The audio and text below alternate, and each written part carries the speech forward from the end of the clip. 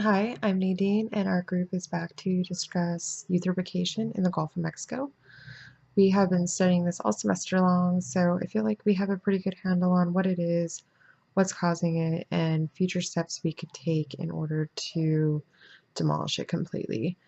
So, for those of you who do not know what eutrophication is, as you can see in the images next to my screen, it's pretty ugly stuff. So how this happens is nutrients such as nitrogens and phosphates, they get flushed into a larger body of water, in this case the Gulf of Mexico. So as these nutrients are flushed into this body of water, plant life starts to bloom rather explosively, in this case algae. So after this algae's life cycle has run out, it begins to decay. And this decay sucks up all the oxygen in the water.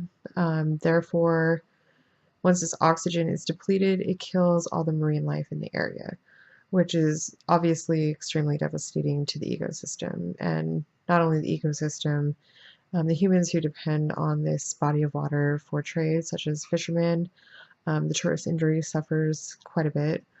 So these eutrophications are also known as dead zones, and they can be found all over the world, but we are just discussing the Gulf of Mexico for this video.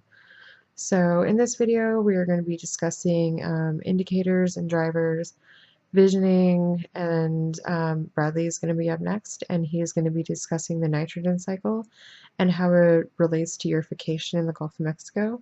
So we've worked hard all semester. We thank you for viewing this video. And up next is Bradley, so thank you. One of the reasons that eutrophication is occurring in the Gulf of Mexico and other bodies of water throughout the globe is because excess nutrients are being washed into them, in particular nitrogen. Nitrogen is naturally occurring, it has both an organic and an inorganic form, and it has its own biochemical cycle to regulate these forms. And unfortunately, human actions have really disrupted this natural cycle. To put things simply, inorganic nitrogen is stored in various parts of our environment. It's stored in soil, deep ocean sediment, and the atmosphere. And there are plants and bacteria that pull this inorganic nitrogen out of storage and they convert it into a form that can be used by other organisms. So once these plants and animals are done using this organic form of nitrogen, there is another set of plants and bacteria that convert it back into an inorganic form and they put it back in storage. In the 20th century, scientists discovered a way to basically pull nitrogen out of storage. They discovered a way to fix it in its organic state to make it more easy to use and readily available for humans. And as a result, there is an overabundance of nitrogen now in the environment. And instead of it being converted and put back into storage, it's just being washed into the oceans, and it's directly causing eutrophication. Whenever we discuss excess nitrogen in the environment, though, we always focus on what it's doing to the lakes, what it's doing to the oceans, this eutrophication that it causes, and those side effects. But really, eutrophication is just one symptom of excess nitrogen in the environment. Scientists don't yet fully understand what will happen if this excess nitrogen works its way into the drinking water or works its way into other resources that humans consume. So it's very important that we curb the amount of nitrogen that we're adding to the environment and allow this natural biochemical cycle to run its course.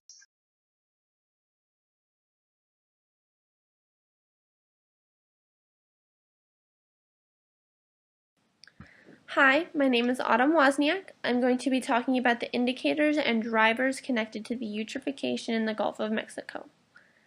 Now, what's driving the eutrophication right out the gate is the economic and the population growth.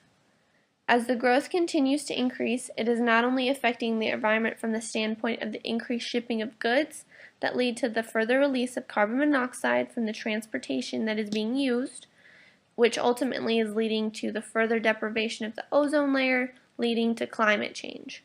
But the need and the demand for more agricultural goods is leading to more and more fertilizer that is being used in the agricultural farming, which is leading to the runoff that goes into the rivers that ultimately flows out into the ocean.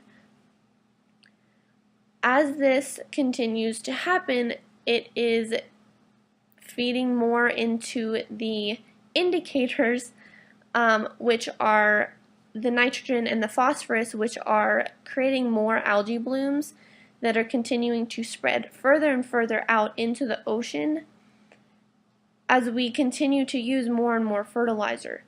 So not only is this leading to the algae blooms, but the oxygen deprivation in those areas are continuing to spread further out into the ocean, making it more and more uninhabitable for the aquatic life.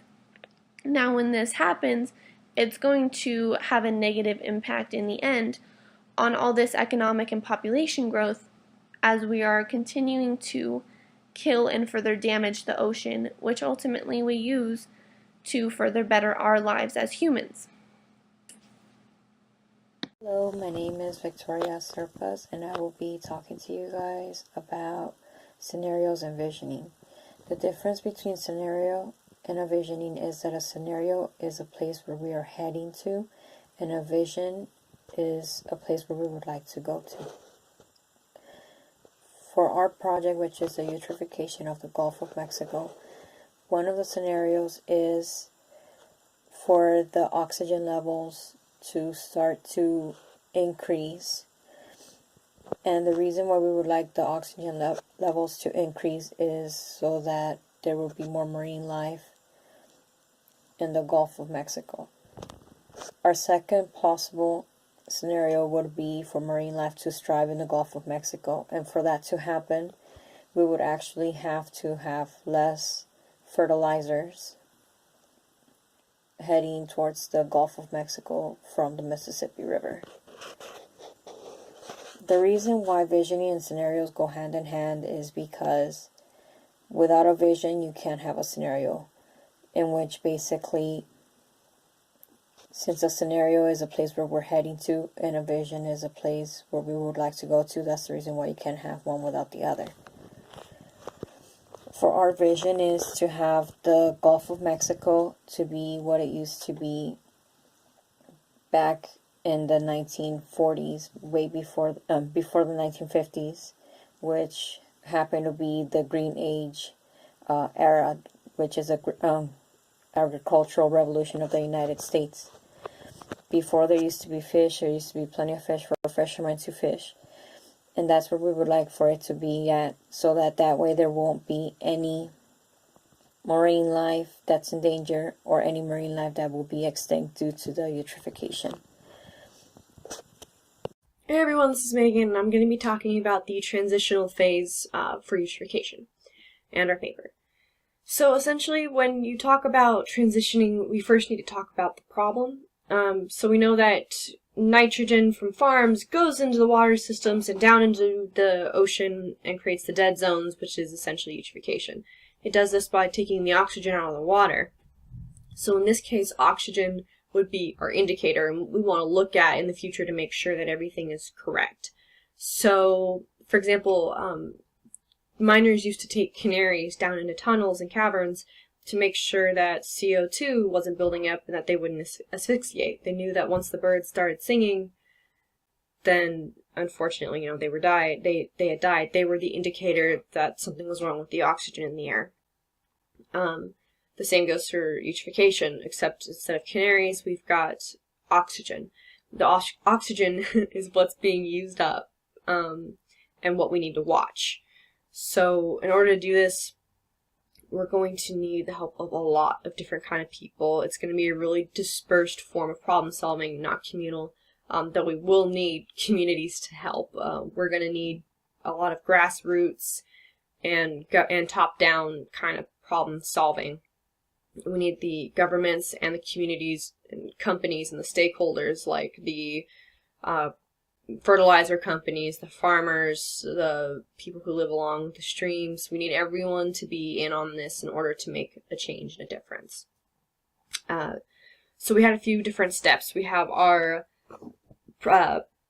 pre-development plan, which is about 5 years, and that's essentially making sure that we're utilizing everything. We've got the media, Reddit, Twitter, Facebook, news, radio. We want everything because people cannot solve a problem they don't know exists. And before this class, though I was familiar with eutrophication, I had no idea that it was so large. And that goes for a lot of people, especially bouncing this off family members. You realize right away that people don't know this problem. They may have heard of it, but they don't know to the extent at which it's happening. They don't realize that it's so progressive. It's such a problem.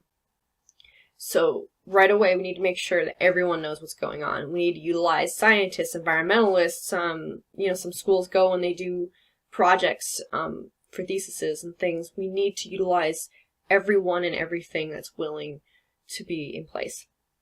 We can use little roves, little unmanned devices that crawl along the ocean shore, take samples of the sand, take samples of the water, and figure out how much oxygen is in the water. We want to monitor this progressively. Once everybody kind of gets the word out, we've got people kind of looking at it, we need to make sure that we start implementing limits as to how much nitrogen can go into the water. We're going to start calling this a takeoff and acceleration phase, which is, anywhere from 10 to 20 years. We want to make sure that it's moving forward, it's not stopping, it's not hitting any barriers. Barriers would be essentially, again, they'd be predominantly coming from the stakeholders. Big companies, big business don't want you to mess with their funding, and we would have to change how the fertilizer and other things are entering the systems, and that would probably influence, they'll have to redo their fertilizers. That costs money. It's not cheap. Farmers aren't going to want to change what they're feeding their plants because it's going to affect how they live. So we're going to have the barriers. We want to make sure that we're finding a balance and pushing this forward instead of having it stop. We don't want this to hit a wall. Then we're going to have our stabilization phase. This is going to be about 5 years, making sure that everything is how it should be, that we're not going backwards. If anything, we're only going forwards. We don't want to fall back, and we'll be taking samples. At this point, we want to see 70 to 80% of oxygen back in the water. And we want to see that life has returned to these areas, and this would actually be super great. You would see the great thing about oxygen being the indicator is right away you would see the changes. Once oxygen comes back into the area, so too do fish. Fish can't go to an area where there's no oxygen. You would start to actually see the land come back. So the fundamental changes that would need to occur, we need to have people understand what's going on. We need fertilizer to change. We need our stakeholders to be willing to change. It needs to be this progressive, dispersed group movement. Eutrophication is a huge wicked problem. It's like a diamond. It's got so many facets. It's got so many sides. What's going to work for the Gulf of Mexico will not work for the Black Sea. Everyone and everything needs to work together in order to get this solved. It's like a wound. It's festering, and we need to clean it. We need to make sure that we aren't letting it get infected, that we're cleaning, healing, watching everything grow.